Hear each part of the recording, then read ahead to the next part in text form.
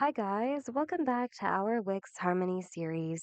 Today we are going to learn how to permanently delete media files from your media storage. Let's get started.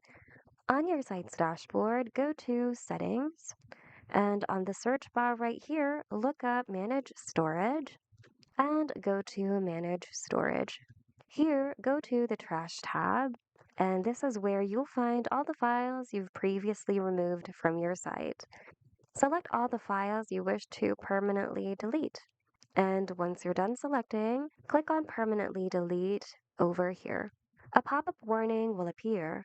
Once your files will be permanently deleted, there will no longer be a way for you to restore them back.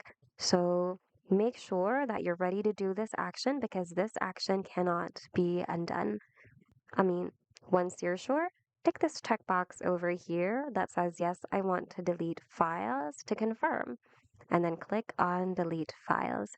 Your files will then successfully be deleted from your site, and your files will then be permanently deleted from your site.